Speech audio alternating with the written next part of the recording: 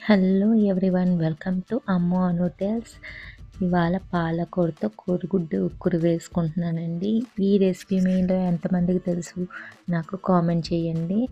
ముందుగా స్టవ్ వెలిగించి ప్యాన్ పెట్టుకొని 3 స్పూన్స్ ఆయిల్ హీట్ అయిన తర్వాత కొన్ని ఉల్లిపాయ ముక్కల్ని 2 పచ్చిమిర్చి ముక్కల్ని వేసుకోవాలి. ఇందులో చిటికెడు పసుపు, టేస్ట్కి సరిపడే సాల్ట్ను వేసి బాగా ఫ్రై అవనివ్వాలి.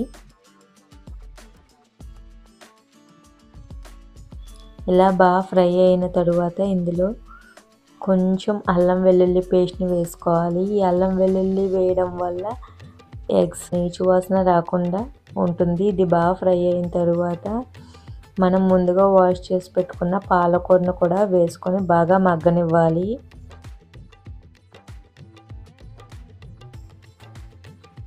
ఇప్పుడు బాగా మగ్గింది చూడండి. ఇలా బాగా మగ్గిన తరువాత ఇందులో 1 స్పూన్ కారాన్ని వేసి మరి కాస్త వేగనివ్వాలి.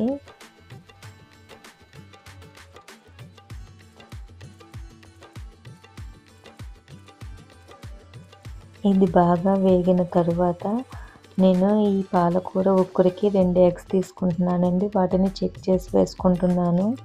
బ్లడ్ వస్తుంది అని చెప్తున్నారు కదా, నిజమేనండి. అది అన్ని ఎగ్స్లో ఒక్కొక్కసారి అలా బ్లడ్ వస్తుంది.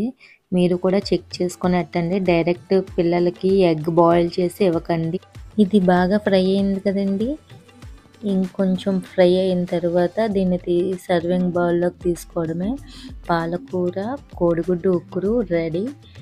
ఇది మా పిల్లలు పాలకూరని ఇష్టపడట్లేదని నేను ఈ విధంగా ట్రై చేశాను. చాలా ఇష్టంగా తింటున్నారు. మీరు ట్రై చేయండి.